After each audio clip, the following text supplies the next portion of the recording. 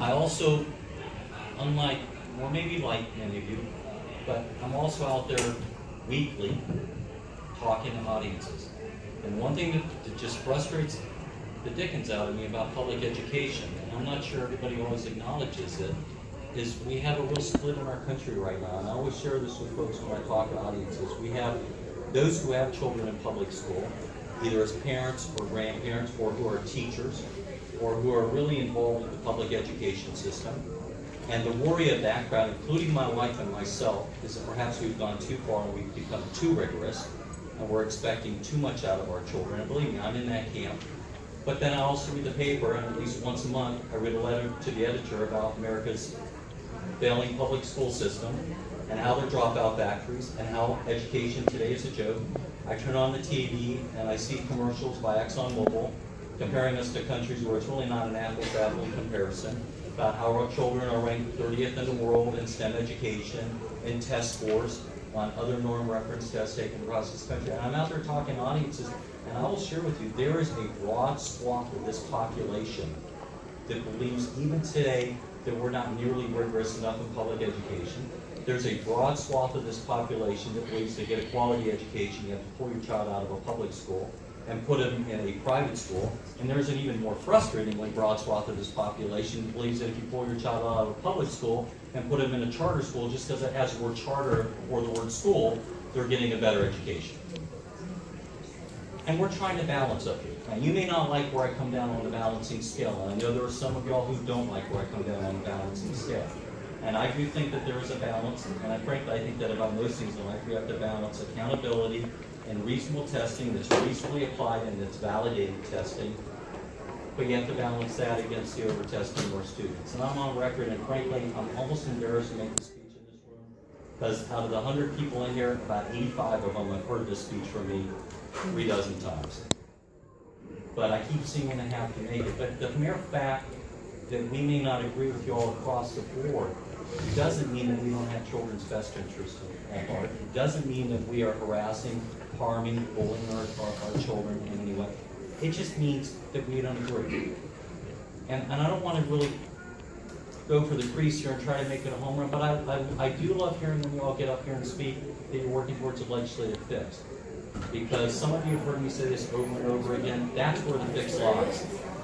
I do like hearing some of you all say that, and it's the first time I've ever heard it acknowledged, that when you hold your child out of testing, it's a form of civil disobedience, because it is.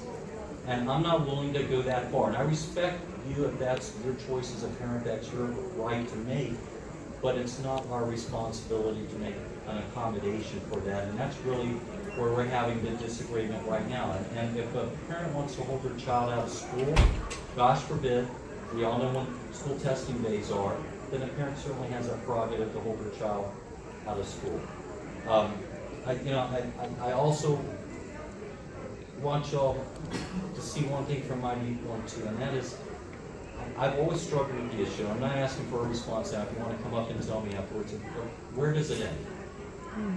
In other words, if we believe that we have an individualistic public education system where every child can have their parent determine what's best for their child, then I understand, and until this is probably not going to be an apt comparison, well, I'm going to hold my child out of FSA testing and of course testing. Well, what is the next step?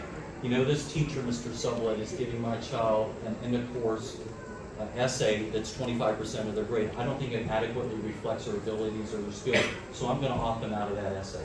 This teacher is giving my child an end-of-course final in geometry that's 25% of their grade. And you know what? My child doesn't test well, so I'm going to opt them out of that final because you're unduly punishing, harassing, harming my child because they don't test well, and it's patently unfair that you're going to test them in algebra in the final or in any other test. And the point I'm trying to make is there comes a point where I think all of us have to decide, and I've clearly stated my position. I'm not willing to tell children and to take a leadership role as an elected public official that it's okay for you to flout state law, potentially harm your own educational advancement simply because I don't like state law.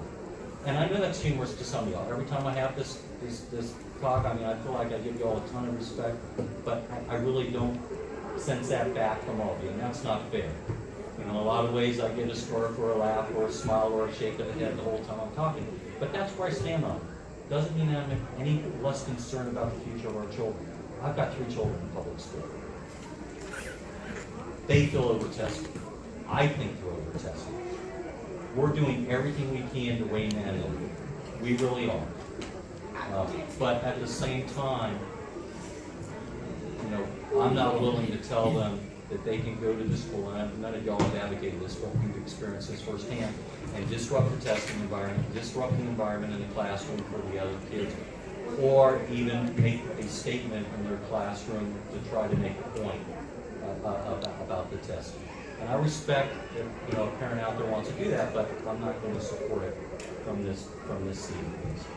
And if that's a message that really isn't a popular message with some of the room, I respect it, but that's where I stand on this issue.